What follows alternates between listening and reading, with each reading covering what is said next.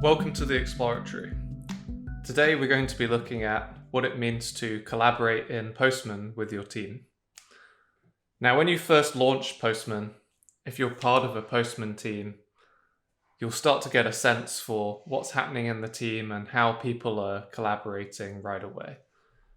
Over on the right-hand side here, we can see a feed of activity that gives us some high-level information about some of the things that has been happening within the different workspaces within the team. Now, if you're used to using Postman from an individual perspective, you might have only used workspaces to organize your collections or APIs and to split them up into more meaningful groups. And you might not really be familiar with a workspace for much more than that. Let's go into a workspace and take a closer look at some of the things that a workspace contains. So looking at the workspace overview, one of the things that is immediately apparent on the right-hand side here is that this isn't necessarily the type of workspace that you might be used to dealing with. So I can see that the visibility for this workspace is at the team level. And this is really the second half of what workspaces are about in Postman. It's not just that organization perspective and in terms of maintaining and keeping our collections in logical and meaningful groups. It's about determining who can actually access that workspace and who should be collaborating within it. So this particular workspace is a team workspace.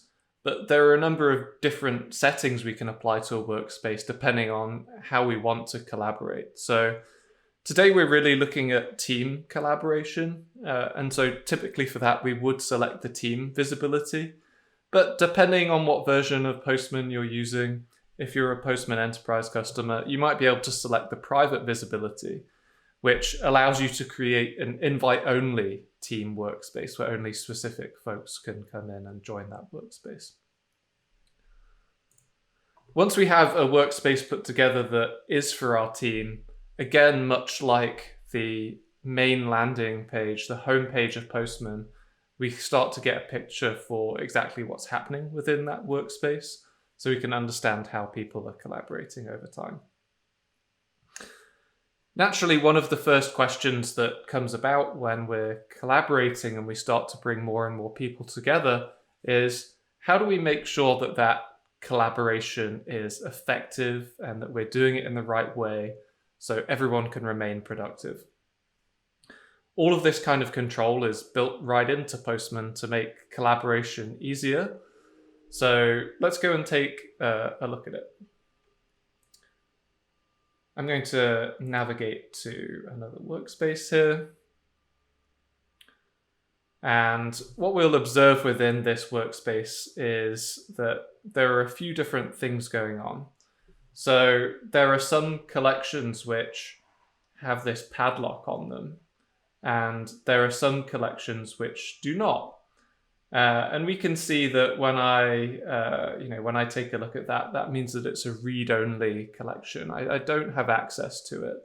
And so whilst I can actually come in and explore some of these collections, I can consume them, I can make changes to them. I can't save those changes back, so I can't affect anyone else in the team or disturb how they might want to use the collection. There will be some collections, however, that don't have that padlock, where I do have more access to go in and make changes. And maybe that's because that collection is something I should have a bit more access to. I need to readily contribute to it.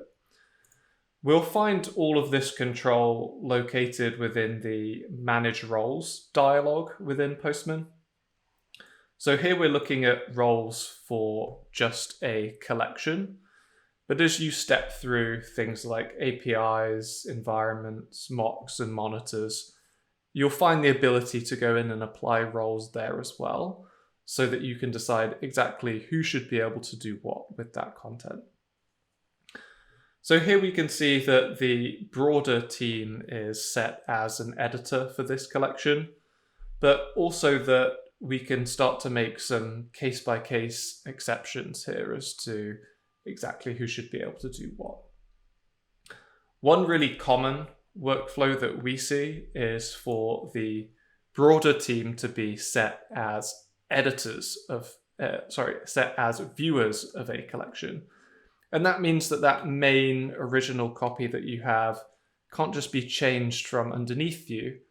And instead you pick out specific individuals or groups of individuals that can manage that collection. So in this case, I'm going to come in and I'll add myself, but we can also come in and add groups of users as well if we're using Postman Enterprise, and that makes managing these roles a lot easier. Once we save those changes down, that really starts to affect exactly who can do what, and it means that our collection is in a much better place when it comes to avoiding circumstances such as accidental change, etc. All of that said, if we're in that broader group of users who really wants to collaborate on a collection like that, we still want to be able to propose our changes. We want to be a part of this workspace and contribute something to it. So that's when I can come into any collection, regardless of what role I have on that collection. And I can create a fork of the collection.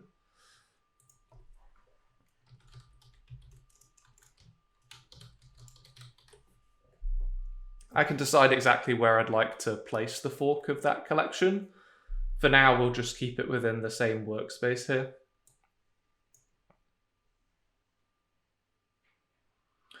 And now I have a safe space to go away and start to propose changes to this collection. It won't affect that main collection that I don't have a role or a part on, but it does mean that I can come in here and start to make change. So let's say I wanted to, do anything from further this collection with some test script to update documentation, whatever it is. I can actually go in and make the changes, and I'm able to save those changes down. Once I get to a point that I'm happy with the contribution that I'm making, that's when I can open a pull request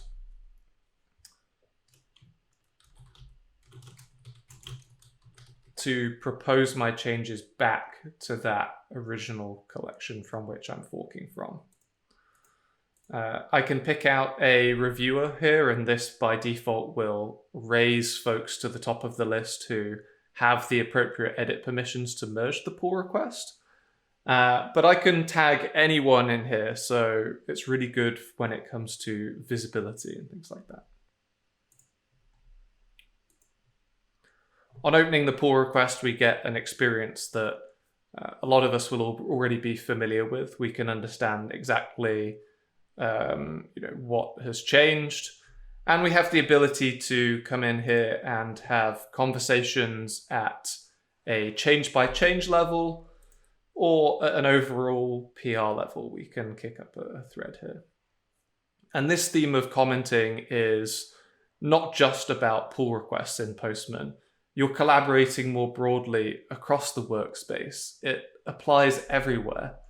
So stepping back to the collection itself, without even being in the pull request, we can come in here and we can open up the comment view, and we can start to tag people, right? And we can try and build our understanding of how a particular request works by involving the team.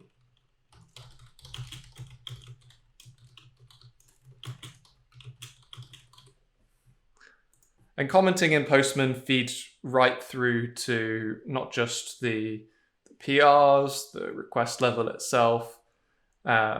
Actually, you can switch over to comment mode, and you can go as far as comment on very specific parts of the request body, headers. So you can really have those low-level conversations without switching context outside of Postman itself. So all of these tools are designed to help you work together as a team within Postman. They make collaborating a lot more efficient than if you were to try to do these activities any other way. But we can keep abreast of all of this change over time. We can understand how the team is developing and moving things forward through the activity feed we saw at the homepage of Postman. We have all that control through the roles and pull requests and such. We have the conversations that we can have through comments. And we can also keep up to speed with much lower level change through the change logs that exist at the collection and API level, etc. If you'd like to learn more about collaborating in Postman and what that looks like, then feel free to head over to our documentation to learn a little bit more about exactly what this looks like within Postman.